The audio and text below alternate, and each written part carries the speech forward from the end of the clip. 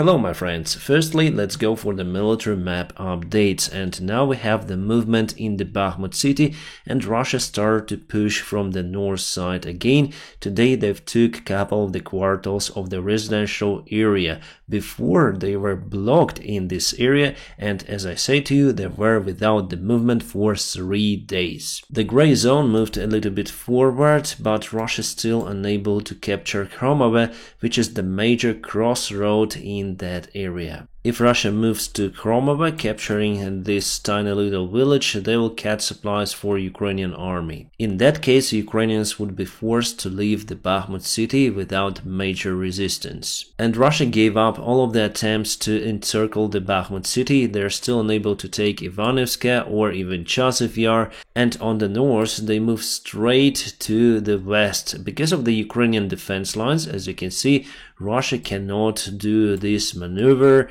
this and this, to encircle our group in that area. Russians dispersed their forces before trying to protect the flanks from the possible Ukrainian counterattack, but they were out of the resources, so Wagner's called for the regular Russian army forces. And yes, they came, they reinforced these and these areas, but still those are not enough for the successful encirclement of the Ukrainian forces in the Bakhmut. And now they're focused to push Ukrainian forces out from the Bakhmut city, so their main vectors are in the city directly. They use the tactics of the mid waves, we call them, instead of artillery. Mostly nowadays they use infantry and they have severe losses. As for Ukraine, we protect our guys at first. The human life matters for the Ukrainian side. That is why we cannot afford lots of the losses in the Bakhmut city. And that's why the Ukrainian army is forced to change the position, going out of the city little by little. As I said to you before, I got the information from unreliable resource, that Ukrainian army got the order to withdraw from the Bakhmut city, but they just do it slowly. Unlike Russian army that left Kherson in a matter of hours. And this is the tactical map of the city. This is the most tricky vector over here because it's directly pointed to Kromove, but Russia is stuck on the north in this area. However, they moved towards the residential area from this side, and they moved recently towards this side, but haven't crossed the railroad in this south area. Yes, Russia is controlling the most part of the city, but Ukrainians also keep tight in the city, controlling, I wouldn't say the small part, it is quite a large part of the city. And there are no any signs that Bakhmut fails in the nearby future. We have the news from Egypt. They agreed to supply the artillery shells to the Ukrainian army.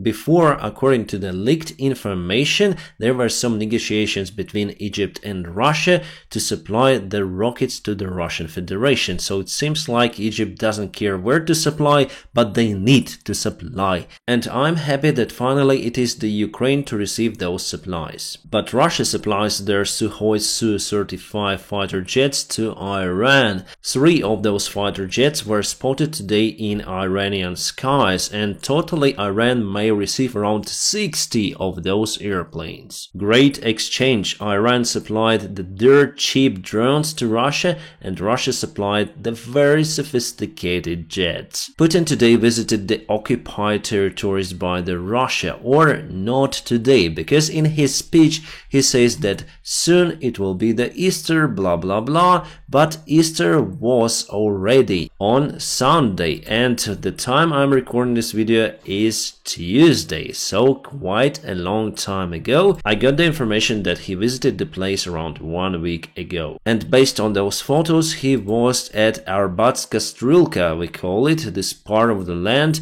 in Sheslive village, which is 130 kilometers away from the front lines. Well, it's far for the standard HIMARS rockets, but we have the gliding ammunition for that, and the range of it is 150 kilometers, plus we have Tochka U. But still we haven't targeted the Russian leader, because I guess our allies are against that stuff, because it may lead to unforeseen circumstances. So I may say that Vladimir Putin is the time traveler. He went back by several days to greet the Russian soldiers near to Crimea. Ukrainian officials continue to say about the counteroffensive, and now they say that we will launch counteroffensive then ready. Obviously, it's true. You don't need to launch the counteroffensive just for it to be. It should be successful and Ukrainian army should be ready for it.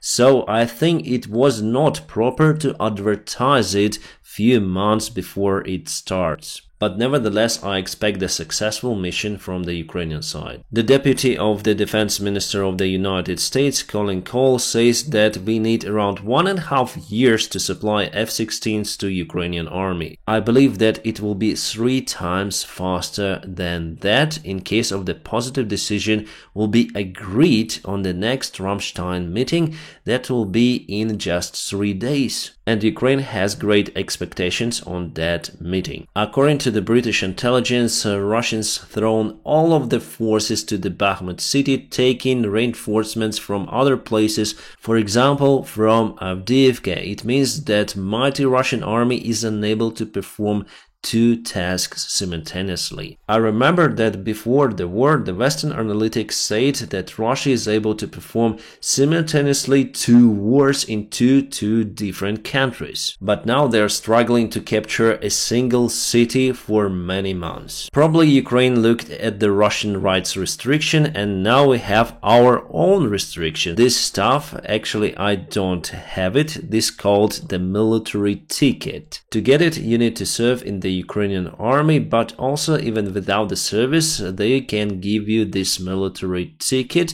But for that, you need to go and pass the medical and everything. And after that, you will be issued with that document. With this document, they may call you to army at any time. So in Ukraine, without it, you cannot study, you cannot get the job, you cannot marry, you cannot divorce. So yes, I'm married and it seems like we are together forever. Plus, some of the Ukrainian hospitals refuse to take care about the patients without those military tickets. I think that there are way too many restrictions and basically they force the man population to just go into the army because we have severe losses in our army and our army needs soldiers. By the time I went to the military branch just at the beginning of the war, no one needed anyone. There were queues in the military branches, but now no one wants to serve. Basically, all of the volunteers who applied there, they are already fighting. Unfortunately, in that case, we are very close to Russia limiting the constitutional rights without the introduction of the special law. Yes, Ukraine officially still haven't declared the war state.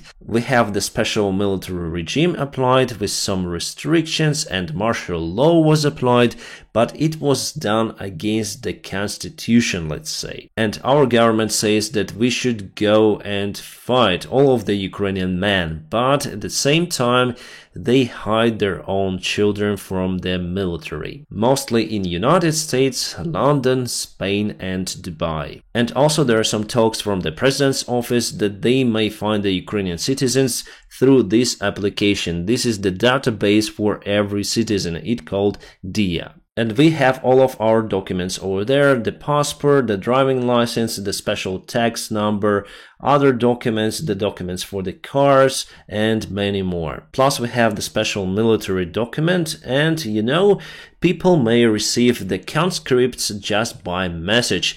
It was done recently in the Russian Federation. Well, the guys who are responsible for this application, they say that they are not working on that stuff, but you know, there are some talks about this introduction. And as for Ukrainian people in general, according to statistics, almost 90% support the returning of the Ukrainian territory back to Ukraine using the military force, but as I said to you, there are no any queues to the military branches right now. And the same you may say for me, I'm not in Ukrainian military. Basically, I haven't got any experience and with 99.9% I would have been killed already if they had taken me than I asked at the beginning of this war. But still, I do what I can on my channel to support Ukraine. Again, Russia launched the attack on Slaviansk. This time they used the Shahed drones together with S-300 rockets. They modified the ground-to-air missiles into ground-to-ground missiles, and that is how they have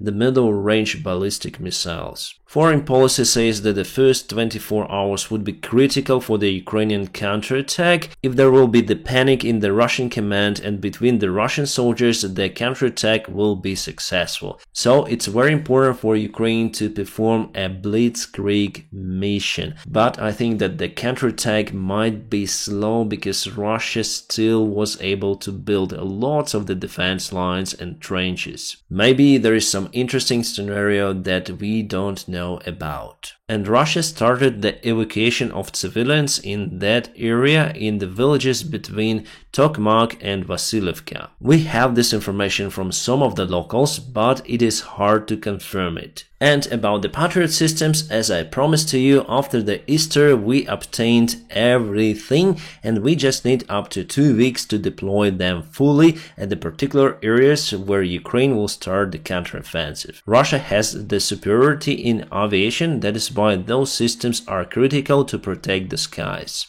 Macron got his own opinion on the war in Ukraine and he wants to introduce his own peace plan based partially on the China peace plan. Bloomberg says that it may start to work during this summer. However, Russia officially said that they do not know anything about the future negotiations or any kind of the plans from Macron. Politica says that there could be the other revolution or so-called Maidan in Ukraine after the war is over. Because, as I say to you, our government is quite corrupt. And President Zelensky himself, he got the rating up to 11% before the start of the war. Now he got 80 with something, basically because he haven't left the Kiev and was able to negotiate with our allies the military help to Ukraine. But as Politica says, there are lots of the questions from people to government.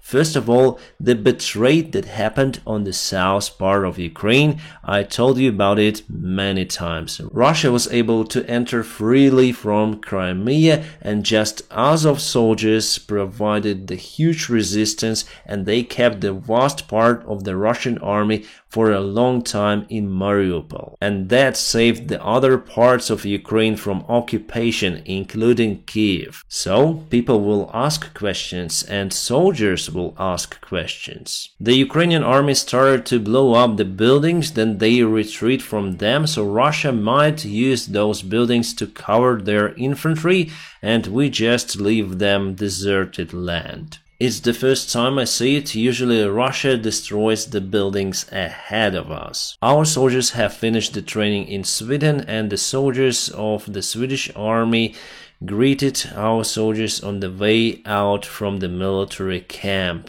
It's the great honor, the same was seen in the United Kingdom. Well, my friends, as you can see, for today there are not many news, everything is more or less calm, but it means that soon there are gonna be some sort of the events that will take our attention fully. And now please press the like to this video, and if you want to support my job, you may find the links in the video description just below. You may also support me on Patreon or on the sponsorship of this YouTube channel. My friends, I wish you all a peaceful sky wherever you are, and have a great time.